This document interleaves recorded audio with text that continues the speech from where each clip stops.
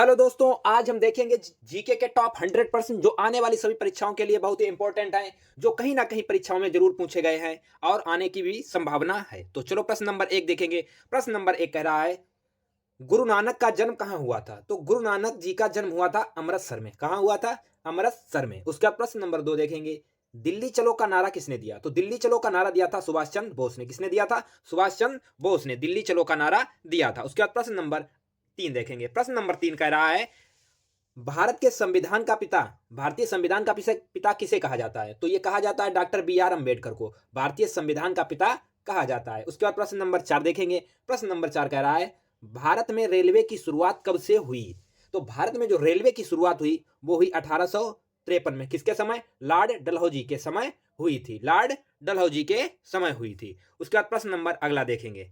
प्रश्न नंबर अगला कह रहा है, असहयोग आंदोलन कब हुआ? तो असहयोग आंदोलन 1920 में। कब हुआ था? 1920 में असहयोग आंदोलन प्रारंभ हुआ था। उसके बाद अगला प्रश्न देखेंगे। प्रश्न नंबर 6 देखेंगे। प्रश्न नंबर 6 है, गांधी इरविन समझौता कब हुआ?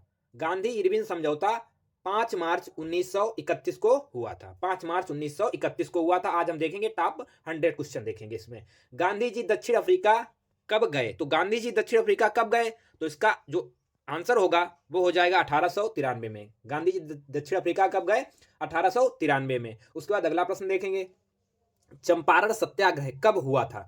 तो चंपारण जो सत्याग्रह हुआ था 1917 में हुआ था। चंपारण सत्याग्रह 1917 में हुआ था। प्रश्न नंबर 9 देखेंगे, चोरी चोरा कांड कब हुआ? तो ये हुआ था 5 फरवरी 1922 को। कब हुआ था? 5 फरवरी 1922 को। बंगाल का विभाजन की घोषणा कब हुई? तो ये हुई थी 1905 में। 1905 में बंगाल के विभाजन की घोषणा हुई थी। उसके बाद अगला प्रश्न देखेंगे। प्रश्न अगला कह रहा है, काला कानून किसे कहा जाता है? जो रोलेक एक्ट था इसे काला कानून कहा जाता है। कौन सा कानून? रोलेक एक्ट को काला कानून कहा जाता है। जलियांवाला बाग हत्याकांड कब हुआ? तो ये 1919 में अमृतसर में जलियांवाला बाग हत्याकांड हुआ था। उसके बाद प्रश्न नंबर 13 देखेंगे। प्रश्न नंबर 13 देखेंगे। प्रश्न नंबर 13 कह रहा है, भारत छोड़ो आंदोलन किस वर्ष आरंभ हुआ? तो भारत छोड़ो आंदोलन 1942 में आरंभ हुआ। कब हुआ? 1942 में। द ग्रेट रिवोल्ट नामक पुस्तक के की रचना किसने की?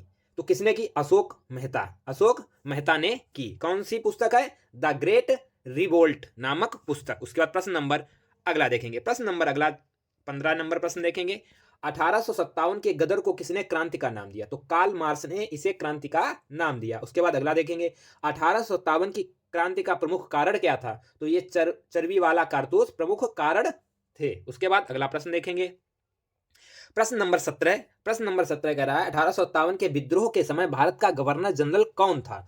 तो ये लॉर्ड कैनिंग। 1857 के क्रांति के समय भारत का गवर्नर जनरल लॉर्ड कैनिंग था। रानी लक्ष्मीबाई का जन्म कहां हुआ था? तो ये काशी में हुआ था। ये क्वेश्चन कहीं ना कहीं आपको परीक्षा में जरूर देखने को मिलेंगे आने वाली सभी परीक्षाओं में। उसके बाद प्रश्न नंबर अगला देखेंगे। प्रश्न नंबर अगला कह रहा है, संथाल विद्रोह कहां हुआ था? कब हुआ था? तो 1855 में। कब हुआ था? 1855 में हुआ।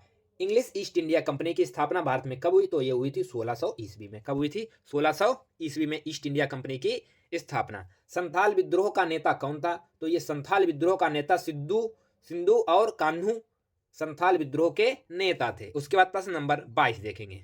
प्रश्न नंबर 22 कह रहा है, भारत में अंग्रेजों द्वारा उपनिवेश की स्थापना का प्रमुख कारण क्या था? तो कच्चे माल प्राप्त करना और उसे उसमें उसके द्वारा निर्मित वस्तुओं को भारत में बेचना था। कच्चा माल यहां से ले जाना और वस्तु बनाकर भारत में ही बेचना उनका प्रमुख उद्देश्य था। ईस्ट इंडिया कंपनी को बंगाल की दीवानी किसने प्रदान की? तो आलम शाह द्वितीय ने ईस्ट इंडिया कंपनी को बंगाल की दीवानी प्रदान की थी। उसके बाद अगला प्रश्न देखेंगे। प्रश्न नंबर 24 देखेंगे।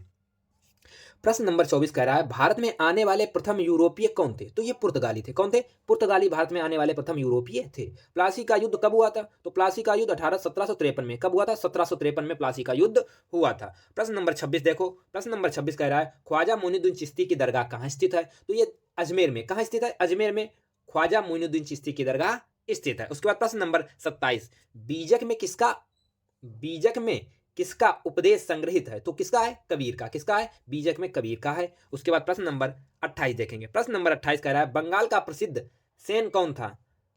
तो ये थे चैतन्य महाप्रभु। कौन थे? चैतन्य महाप्रभु, वैष्णव धर्म के संस्थापक जो चैतन्य महाप्रभु जी थे ये थे वैष्णव धर्म के अनुयायी थे। कौन थे? वैष्णव धर्म के अनुयायी थे। उसके बाद अगला प्रश्न देखेंगे, प्रश्न नंबर 29। प्रश्न नंबर 29 कह रहा है तलमंडी नामक स्थान में किसका जन्म हुआ? तो नानक का जन्म हुआ था। कहां? तलमंडी में हुआ था।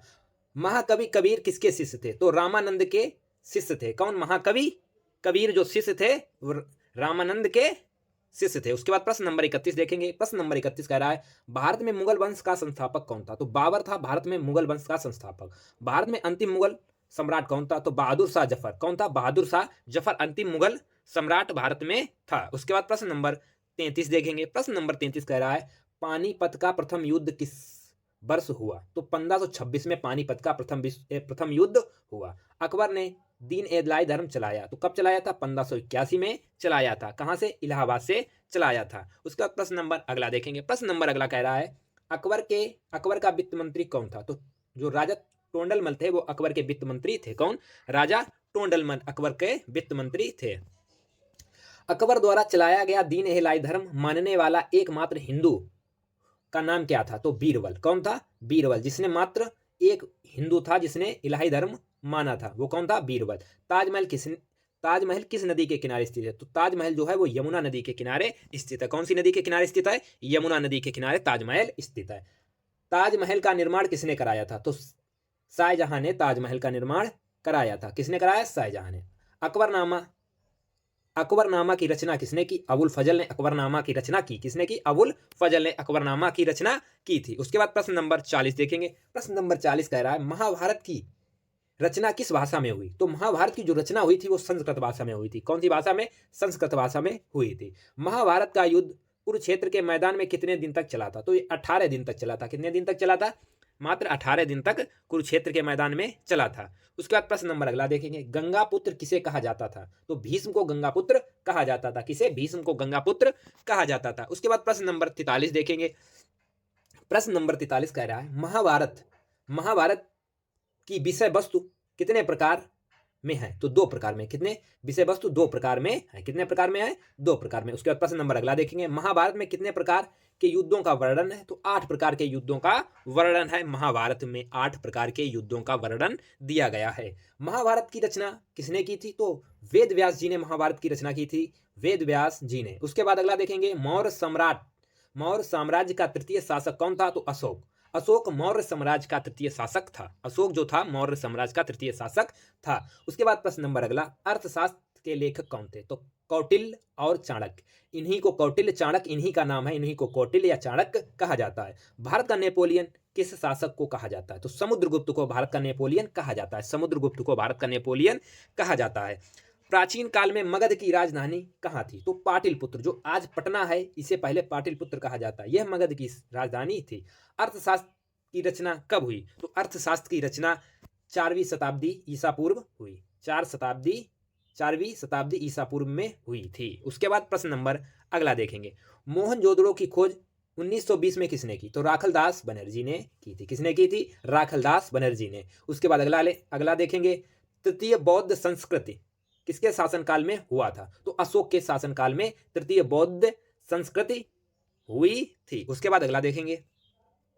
तंबाकू का सेवन सर्वप्रथम किस मुगल सम्राट ने किया था? तो अकबर ने। किसने किया था? अकबर ने तंबाकू का सेवन सबसे पहले किया था। उसके बाद अगला देखेंगे। पानीपत की द्वितीय युद्ध कब हुआ? तो 1556 में। कब हुआ था? 1556 में पानीपत का द्वितीय युद्ध हुआ था। उसके बाद प्रश्न नंबर 54 देखेंगे। 1857 की महान क्रांति का आरंभ कब हुआ? तो 10 मई। कब हुआ था? 10 मई को इस क्रांति का आरंभ हुई थी। विजयनगर साम्राज्य की स्थापना किसने की? हरिहर और बुक्का ने विजयनगर साम्राज्य की स्थापना की थी। हरिहर और बुक्का ने की थी। उसके बाद अगला 56 प्रश्न नंबर देखेंगे। विजयनगर के शासकों ने अपने आप को क्या कहा? तो अपने आप को विजयनगर के शासकों ने कहा था राय। क्या कहा था? राय अपने आप को कहा था। पाटलिपुत्र नगर की स्थापना किसके द्वारा किया गया? पाटलिपुत्र नगर की जो स्थापना हुई थी उदयभद्र द्वारा की गई थी पाटलिपुत्र नगर की स्थापना। उसके बाद अगला देखेंगे। प्रश्न नंबर 58 कह रहा है मेगास्थनीज कौन था? तो ये एक राजदूत था। मेगास्थनीज एक राजदूत था। उसके बाद अगला देखेंगे। पुराणों की संख्या कितनी है? तो पुराणों की संख्या 18 पुराणों की संख्या है। उसके बाद प्रश्न नंबर 60 देखेंगे। तक्षशिला विश्वविद्यालय कहाँ स्थित है? तो ये पाकिस्तान में स्थित है। कहाँ पे है? पाकिस्तान में स्थित है। ये पाकिस्तान में स्थित है। मौर्य साम्राज्य का प्रथम शासक कौन था? तो चंद्रगुप्त मौर्य प्रथम मौर्य साम्राज्य का शासक था। उसके बाद अगला प्रश्न देखेंगे, प्रश्न नंबर 62, बौद्ध परंपरा में अशोक ने कितने स्तूपों का निर्माण कराया था? तो 84,000 स्तूपों का निर्माण अशोक ने बौद्ध परंपरा के अनुसार कराया था। जैन धर्म का प्रथम तीर्थकर थे तो ऋषभदेव। जैन धर्म के प्रथम तीर्थकर कौन थे? ऋषभदेव जैन धर्म के प्रथम तीर्थकर थे। उसके बाद प्रश्न नंबर 64 देखेंगे। प्रश्न नंबर 64 कह रहा है, महावीर स्वामी ने पार्श्वनाथ के सिद्धांतों में कौन सा नया सिद्धांत जोड़ा? तो कौन सा था? ब्रह्मचर्य नया सिद्धांत महावीर स्वामी जी ने जोड़ा था। उसके बाद अगला देखेंगे, बिहार में चंपारण सत्याग्रह कब शुरू हुआ था? तो 1917 में शुरू हुआ था। बिहार में चंपारण सत्याग्रह प्रारंभ हुआ था 1917 में। उसके बाद प्रश्न नंबर 66 देखेंगे। प्रश्न नंबर 66 कह रहा है, 1919 के अधिनियम को क्या कहा जाता है? तो मॉन्टेस्क्यू चेम्सफोर्ड सुधार एक्ट कहा जाता है। मॉन्टेस्क्यू चेम्सफोर्ड सुधार एक्ट। साइमन कमीशन भारत कब आया था? तो 1928 में भारत आया था साइमन कमीशन। स्वराज पार्टी के संस्थापक कौन थे? मोतीलाल नेहरू, CR दास, ये स्वराज पार्टी के संस्थापक थे। गांधी जी ने असहयोग आंदोलन की शुरुआत कब से की थी? तो कब से की थी? 1920 से। गांधी जी ने असहयोग आंदोलन की शुरुआत 1920 से की थी। उसका प्रश्न नंबर 70 देखेंगे। प्रश्न नंबर 70 कह रहा है, करो या मरो का नारा किसने दिया? तो गांधी जी ने करो या मरो का नारा दिया था। पूना समझौता किस वर्ष हुआ था? तो पूना जो समझौता हुआ था वो हुआ था 1932 में। कब हुआ था? 1932 में। रोलेक एक्ट कानून किस वर्ष पारित हुआ? तो 1919 में रोलेक एक्ट कानून पारित हुआ था, 1919 में। उसके बाद प्रश्न नंबर अगला देखेंगे, डांडी किस राज्य में स्थित है? तो गुजरात में। कहाँ स्थित है? गुजरात में स्थित है। उसके बाद अगला देखें, संविधान सभा का गठन किस वर्ष हुआ? तो 1946 को संविधान सभा का गठन हुआ था। उसके बाद 1950 में ईस्वी में योजना आयोग के अध्यक्ष कौन थे? तो पंडित जवाहरलाल नेहरू योजना आयोग के प्रथम अध्यक्ष थे। उसके बाद अगला देखेंगे, अखिल भारतीय राज्य जन कॉन्फ्रेंस का प्रथम अधिवेशन कहाँ हुआ था? तो कब हुआ था? तो इसका आंसर हो जाएगा 1927 में हुआ था। कब हुआ था? 1927 में। हिंदू परंपरा में मोक्ष प्राप्त का मार्ग है ज्ञान, कर्म, भक्ति, ये 3 मोक्ष के मार्ग हैं। उसके बाद अगला प्रश्न देखेंगे, खानकाह का अर्थ है, खानकाह का अर्थ है आश्रम। आश्रम इसका अर्थ होता है कि क्या होता है? आश्रम इसका अर्थ होता है। खालसा का अर्थ, खालसा जिसपे एक का अधिकार होता है उसे खालसा कहते हैं। ये गुरु गोविंद सिंह ने प्रारंभ किया था। खालसा का अर्थ होता है एक का अधिकार। उसके बाद अगला देखेंगे, मलिक मोहम्मद जायसी द्वारा पद्मावत था एक प्रेमाख्यान था। उसके बाद प्रश्न नंबर 81 देखेंगे। प्रश्न नंबर 81 कह रहा है, दक्कन का युद्ध को कहा जाता है। तो क्या कहा जाता है? तालीकोट युद्ध कहा जाता है। कौन सा युद्ध कहा जाता है? तालीकोट। विजयनगर साम्राज्य की स्थापना कब हुई थी? तो 1336 में विजयनगर साम्राज्य की स्थापना हुई थी। उसके बाद प्रश्न नंबर 83 देखेंगे, भारत में मुगल साम्राज्य की स्थापना कब हुई थी? तो भारत में जो मुगल वंश की स्थापना 1526 में हुई थी। बाबरनामा का कौन सा भाग आईने अकबरी के नाम से जाना जाता है? तो तीसरा भाग जो है वो आईने अकबरी के नाम से जाना जाता है। उसके बाद प्रश्न नंबर 85 देखेंगे, गौतम बुद्ध का जन्म कब हुआ था? तो 563 ईसा पूर्व में गौतम बुद्ध जी का जन्म हुआ था। महावीर स्वामी की माता का क्या नाम था? तो त्रिशला इनकी माता का नाम था। जैन धर्म के 23वें तीर्थकर कौन थे? तो पार्श्वनाथ जैन धर्म के 23वें तीर्थकर थे। उसके बाद प्रश्न नंबर 88 देखेंगे, गौतम बुद्ध को किस वृक्ष के नीचे ज्ञान की प्राप्ति हुई? तो पीपल का वृक्ष था, उसके नीचे गौतम बुद्ध जी को ज्ञान की प्राप्ति हुई थी। प्राचीन भारतीय महाकाव्य हैं तो 2 हैं, रामायण और महाभारत प्राचीन 2 महाकाव्य हैं। उसके बाद प्रश्न नंबर 90 देखेंगे, हड़प्पा की बस्ती कितने भागों में विभक्त थी? तो ये 2 भागों में हड़प्पा की बस्तियां विभाजित थी। उसके बाद अगला देखेंगे, सर्वे ऑफ इंडिया का गठन किया गया था। तो कब किया था? 1878 में किया गया था। कब किया गया था? 1878 में। हिंदू महासभा की स्थापना कब हुई थी? तो 1913 में हिंदू महासभा की स्थापना हुई थी।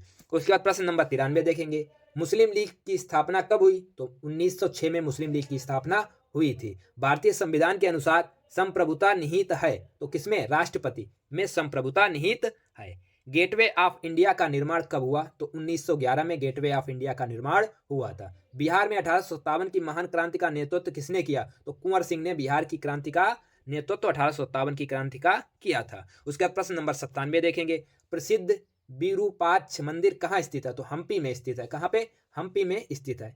इंकलाब जिंदाबाद का नारा किसने दिया? तो भगत सिंह ने इंकलाब जिंदाबाद का नारा दिया था। उसके बाद अगला देखेंगे, तुम मुझे खून दो मैं तुम्हें आज़ादी दूंगा का नारा किसने दिया? तो सुभाष चंद्र बोस ने। ये नारा किसने दिया था? सुभाष चंद्र बोस ने दिया था। उसके बाद प्रश्न नंबर 100 देखेंगे, लास्ट क्वेश्चन। सर्वप्रथम भारत में सोने के सिक्के किस राजा ने जारी किए? तो किसने? यमन राजा ने जारी किए। अगर आपको ये वीडियो अच्छा लगे तो वीडियो को लाइक करें, सब्सक्राइब करें और दोस्तों के साथ शेयर करें। थैंक यू, धन्यवाद।